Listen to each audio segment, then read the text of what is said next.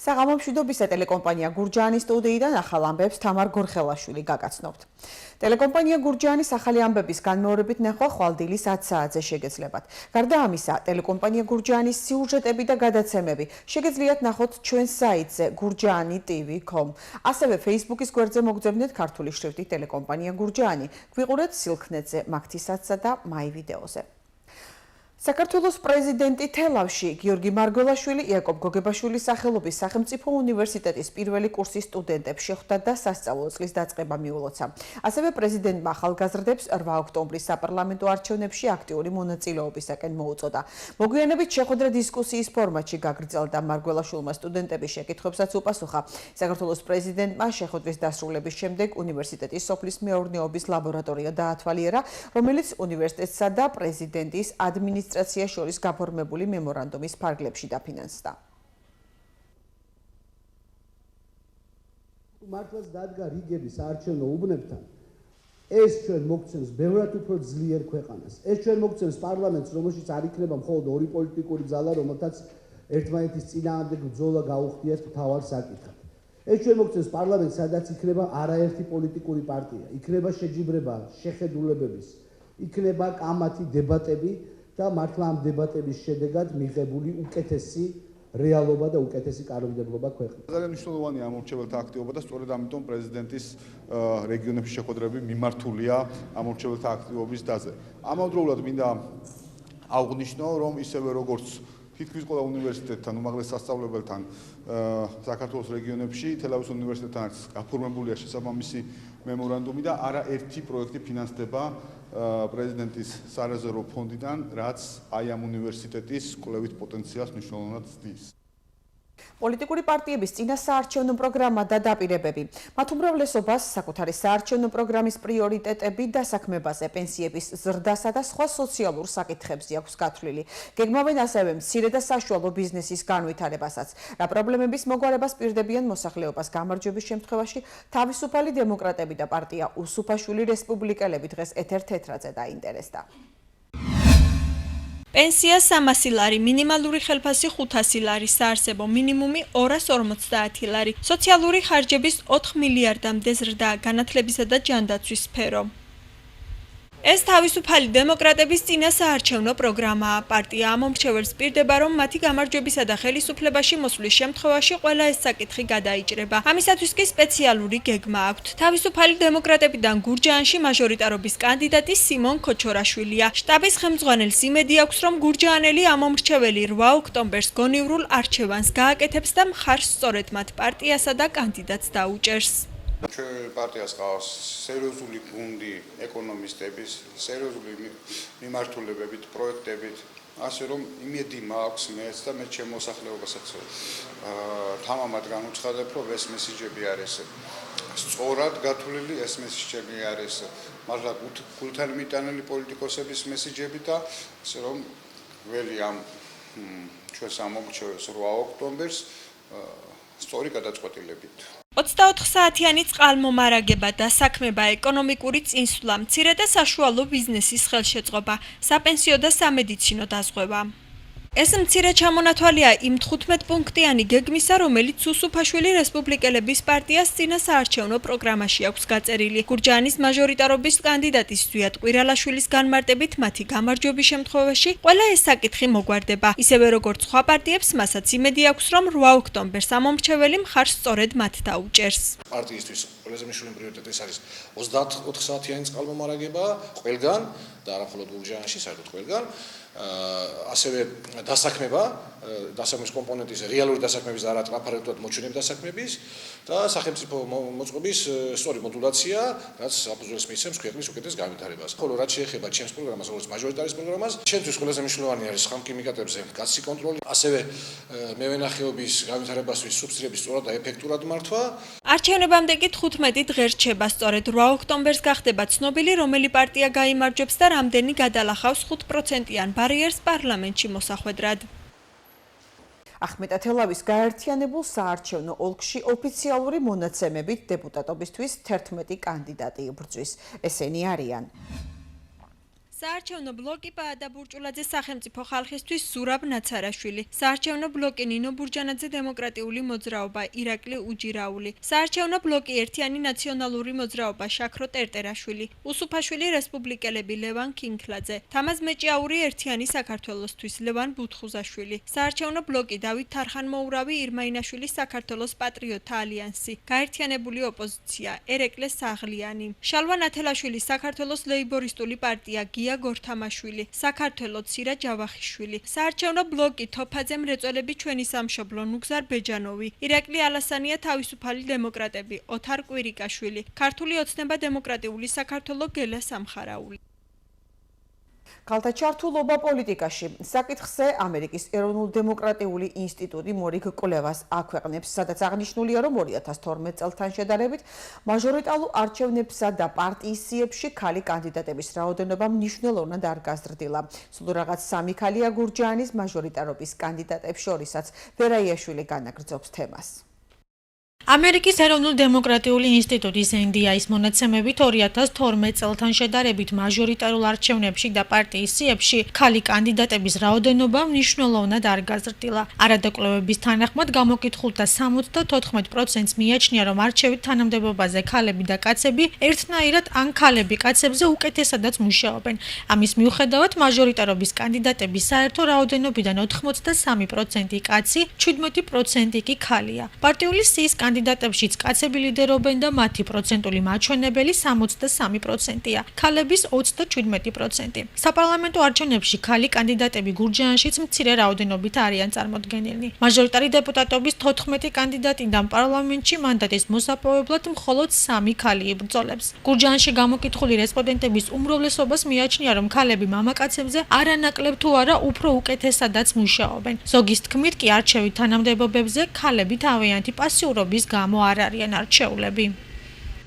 რა თქმა უნდა, ქალი უფრო დაფიქრებულიც არის, უფრო თადარიგიანიც, მაგრამ სოფლიოში ზოგადად ქალი არის იგნორირებული და ქალის ტვინი რატომღაც ესეა.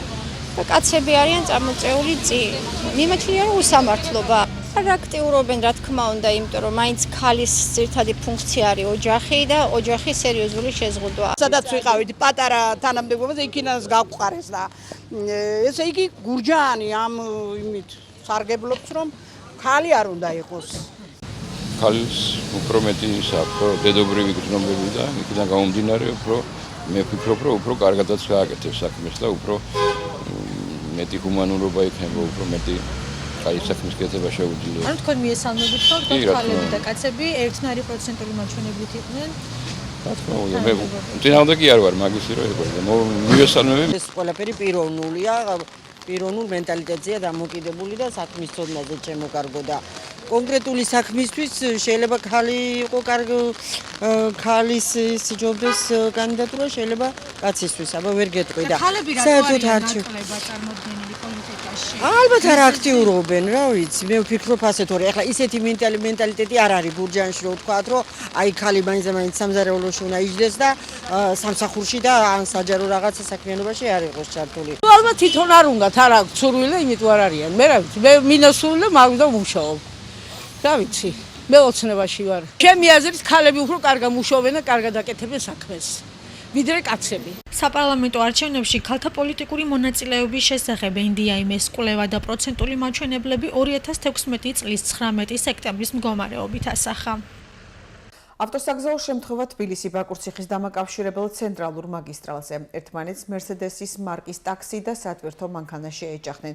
ავარიის შედეგად 2 მგზავრი დაშავდა. ისინი სასწრაფო დახმარების ბრიგადამ გურჯაანის ჯეოჰოსპიტალსის საავადმყოფოში გადაიყვანა. მკურნალი ექიმის ინფორმაციით, ამ ეტაპზე მათ სიცოცხლეს საფრთხე არ ემუქრება.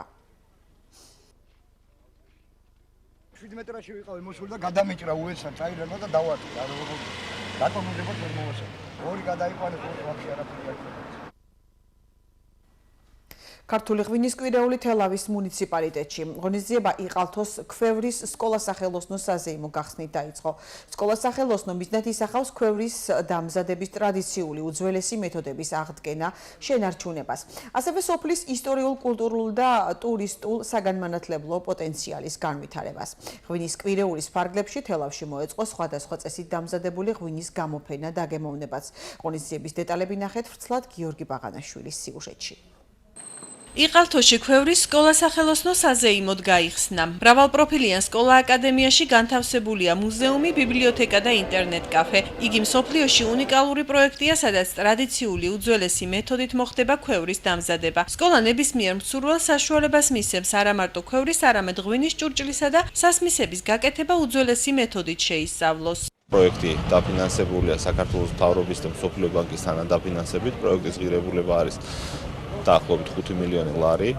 ჩვენ ვფიქრობთ, რომ ამ პროექტის დასრულებით და დაწყებით, მას შემდეგ რაც ქვევრის სკოლა-სახელოსნო დაიწყეს ფუნქციონირებას, ამას ექნება საკმაოდ მნიშვნელოვანი სხვადასხვა მიმართულებით თავისი შედეგი. ეს იქნება ისტორიულ-კულტურული, ეს იქნება საგანმანათლებლო და ეს შეიძლება იყოს ტურისტული და რა თქმა უნდა სხვა მიმართულებებით. ძირითადი და მნიშვნელოვანი ნაწილი არის ის ხელით ქვევრის შენების პროცესი, რომელიც საინტერესო არის ყველასთვის, უცხოელებისთვის, ჩვენი ადგილობრივი თანამემამულეებისათვის, ადგილობრივებისათვის და აი აქ ამ სკოლა-აკადემიის შენობაში რამდენიმე დიდი ფუნქცია არის გაერთიანებული. ქვევრის სკოლა-სახელოსნო აღიჭურვა თანამედროვე დანადგარებით. სახელოსნოში განთავსებულია თიხის გამოსაწვავი თანამედროვე სტანდარტების ღუმელი, წისქვილი, სარეცხი ცისტერნები და წნეხი, რომელიც მაღალი ხარისხისა და თანამედროვე სტანდარტების შესაბამისი ქვევრისა და თიხის ჭურჭლის წარმოებას უზრუნველყოფს. საჭირო იყო ამ ტრადიციის ახლებურად დანახვა, გააზრება და თანამედროვე ტექნოლოგიების მეშვეობით ქვევრისთვისების ყველა კომპონენტის წინ წამოწევა. სწორედ აი ამ საქმეს ემსახურება ეს სკოლა-აკადემია. სკოლის გახსნით თელავში ღვინის კვირეულმა აიღო სტარტი. ერთ-ერთ ღონისძიებას კი ნადიკვარის პარკმა უმასპინძლასა და სტუმრებს ქართული ღვინის კომპანიების მიერ წარმოებული ქვევრისა და ქარხნული წესით დამზადებული სასმელების დაგემოვნება შეეძლოთ. გამოფენაზე ასევე წარმოდგენილი იყო სამონასტრო ღვინოც. გარდა ამისა, სტუმრებს საშუალება ჰქონდათ თვალი ედევნებინათ თიხის ჭურჭლის დამზადების პროცესისთვის. ძალიან მნიშვნელოვანია, რომ ფესტივალის გახსნა აღვნიშნეთ იყალთოში ქვევრის სკოლა-აკადემიის გახსნით, რომელიც ძალიან მნიშვნელოვანია ქართული ქვევრის ღვინის განვითარებისთვის. ამავე დროს პარალელურად ალავერდში 3 ეპარქიის, მარტვილის, გორის და ალავერდის ეპარქიის ღვინოების ფესტივალი და ღვინის პრეზენტაცია გაიმართება. ვფიქრობ, რომ მნიშვნელოვანია ამ კვირეულის დაწყება, უამრავი საინტერესო ღონისძიება იმართება საქართველოში, ასევე მნიშვნელოვანია ქართული ქვევრის სკოლა-აკადემიის გახსნა, რაც საშუალებას მოგცემს, რომ უკვე მეცნიერულად გამოვიკვლიოთ ეშვენი ტრადიცია და კულტურა. ღვინის ფესტივალი ტურიზმის ეროვნული სააგენტოს მიერ არის ორგანიზებული და არა მარტო თელავში, არამედ საქართველოს სხვა რეგიონებსა და ქალაქებშიც გაიმართება. უამინდობა კახეთში კიდევ რამდენიმე დღე შენარჩუნდება. 23-24 სექტემბერს კახეთის ზოგიერთ რეგიონში კვლავ ძლიერი წვიმაა მოსალოდნელი და უბერავს დასავლეთის ქარი. დაიკლებს ჰაერის ტემპერატურაც და დღისით 16-22 გრადუსამდე დაფიქსირდება. უამინდობა მოსალოდნელი მთელ საქართველოში, ზოგიერთ რეგიონში დაუბერავს ძლიერი ქარი. სინოპტიკოსები გამოდარებას 28 სექტემბრისთვის ელოდებიან, თუმცა ღამის საათებში დაბალი ტემპერატურა მაინც შენარჩუნდება.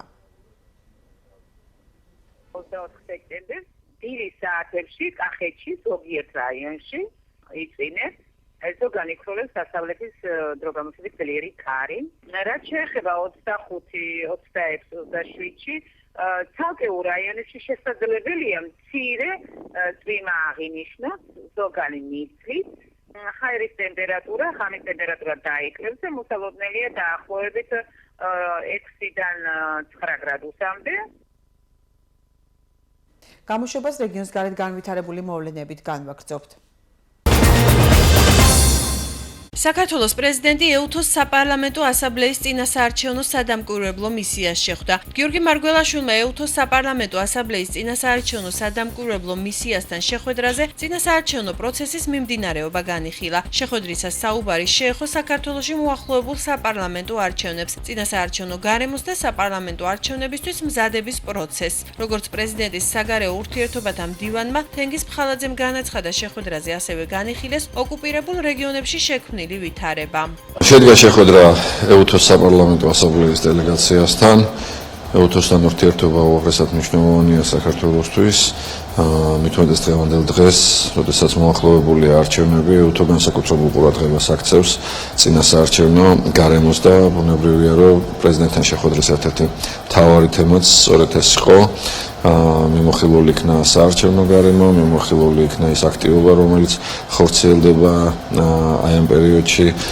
ამასთან ერთად ბუნებრივია განხილული იქნა სხვა საკითხები, რაც დაკავშირებულია საქართველოსთან, ჩვენს რეგიონთან, ეუთოს როლთან ამ რეგიონში უსაფრთხოებასთან სტაბილურობასთან დაკავშირებით, ოკუპირებულ ტერიტორიებზე არსებული ვითარება და ზოგადად ის პერსპექტივები, რაც უკავშირდება ეუთოს უფრო მეტ ჩართულობას საქართველოში მიმდინარე მომენტებში. შინაგან საქმეთა მინისტრი გიორგი მღებრიშვილი ამერიკის შეერთებული შტატების ერთ საქართველოში იან კელის შეხვდა. შეხვედრის მთავარი თემა 8 ოქტომბრის საპარლამენტო არჩევნები და ქვეყანაში არსებული წინასაარჩევნო ვითარება იყო. შინაგან საქმეთა მინისტრმა ამერიკის ელჩს სამინისტროს მიერ არჩევნების მშვიდ და უსაფრთხო გარემოში ჩატარების უზრუნველყოფის მიზნით განხორციელებული და დაგეგმილი ღონისძიებები გააცნო. ასევე შეხვედრაზე მიმდინარე წლის 30 სექტემბერს ამერიკის შეერთებული შტატების ქალაქ ბალტიმორში დაგეგმილი შინაგან საქმეთა სამინისტროს დელეგაციის ვიზიტის დეტალებიც განიხილეს. ვიზიტის ფარგლებში ამერიკის მთავრობა სასაზღვრო პოლიციის სანაპირო დაცვის დეპარტამენტს 200 ფუთიან ისლანდ კლასის საპატრულო ხომალდს საჩუქრად გადასცემს.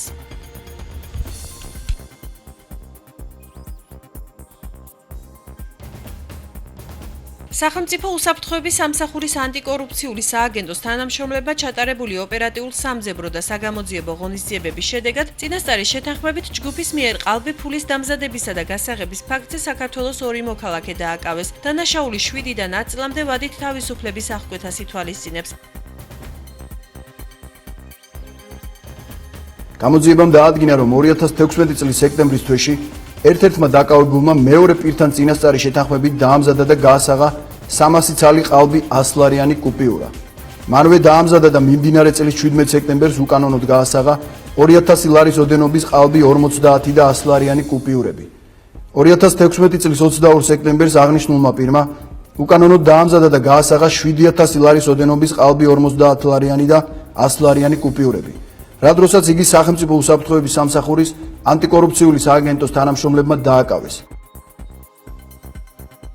მეტი ქალი პოლიტიკაში ბრძოლა გენდერული კვოტირებისთვის ქალთა საინფორმაციო ცენტრმა უცვლელი სლოგანით საპარლამენტო არჩევნებში ამომრჩეველ ქალთა მონაწილეობის გაზრდის მიზნით ახალი პროექტის განხორციელება დაიწყო. მის ფარგლებში პირველი დისკუსია დღეს გაიმართა. პოლიტიკური პარტიის წარმომადგენელმა ქალმა კანდიდატებმა ამომრჩევლის კითხვებს უპასუხეს. დისკუსიაში მართველი პარტიის წარმომადგენლებთან ერთად ჩაერთნენ ოპოზიციის წევრებიც. შეხვედრას ასევე ესწრებოდნენ ამომრჩეველი ლიდერი ქალები რაჭა ლეჩხუმიდან, მათ შორის ამბროლაური სადაც ცენტრის ინფორმაციით თვითმმართველობის ბოლო არჩევნებზე ქალ ამომრჩეველთა ძალიან დაბალი აქტივობა დაფიქსირდა. სხვაობა მამაკაცებსა და ქალებს შორის 20%-ში ადგენდა.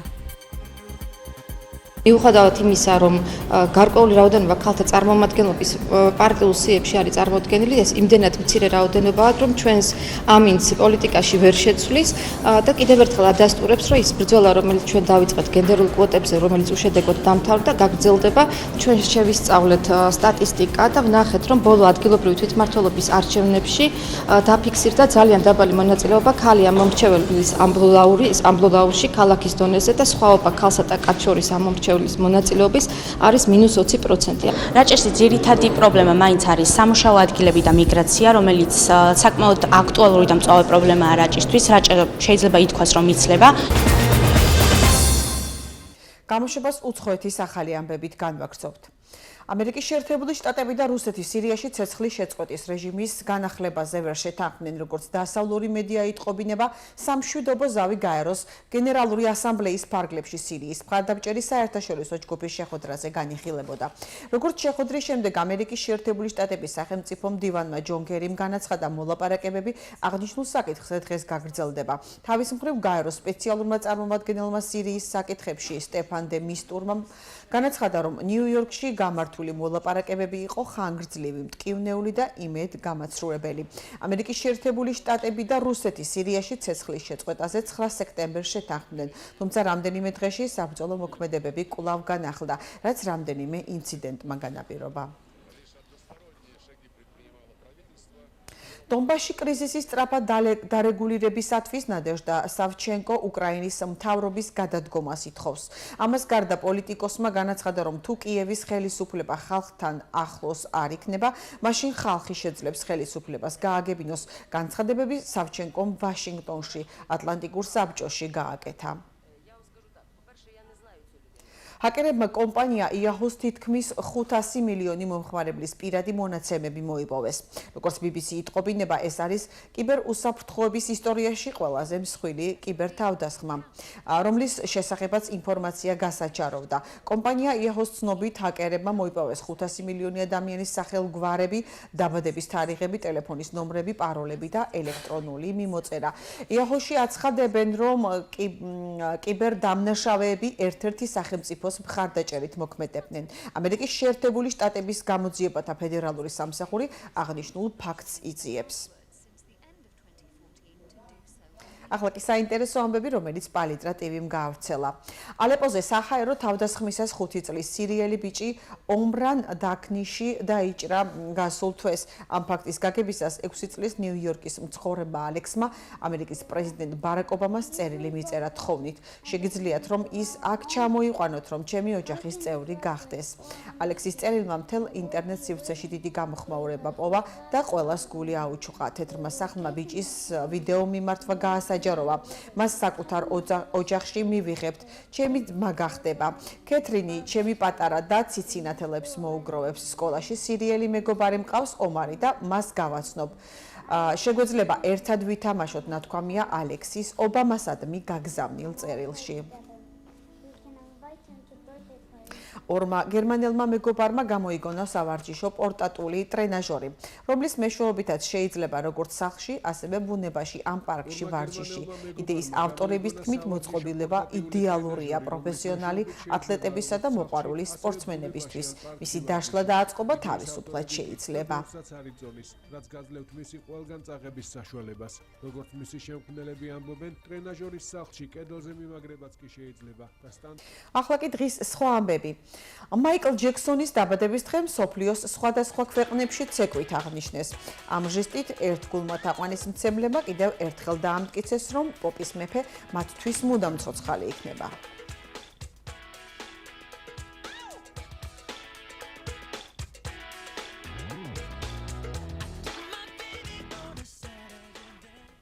საქართველოს ფეხბურთის ფედერაციის სადისციპლინო კომიტეტის გადაწყვეტილებამ საფეხბურთო სამყარო კვლავ აახელვა.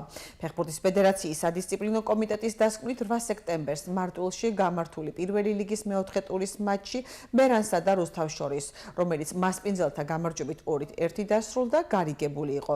ამას გარდა საქართველოს ფეხბურთის ფედერაცია ფეხბურთის განვითარების ერთიან ფონდს მიმართა შუამდგომლობით, რომ გამოძიების დასრულებამდე ამ კლუბებს დაფინანსება შეუჩერდეთ. ახლა კი ვნახოთ, როგორი ამინდი იქნება.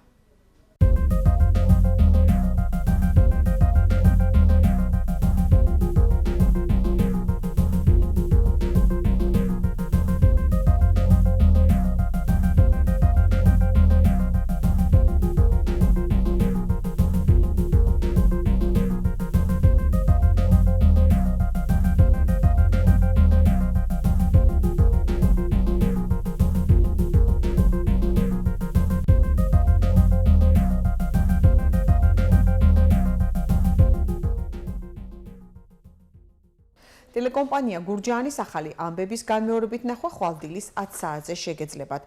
გარდა ამისა, ტელეკომპანია გურჯაანის სიუჟეტები და გადაცემები შეგიძლიათ ნახოთ ჩვენ საიტზე gurjani.tv.com. ასევე Facebook-ის გვერდზე მოგწებნეთ ქართული შრიფტით ტელეკომპანია გურჯაანი. გვიყურეთ სილქნეტზე, მაგთისაცსა და მაი ვიდეოზე. ასეთი იყო ახალი ამბები ამ დროისთვის, მე კი აქვე გემშვიდობებით ნახვამდის.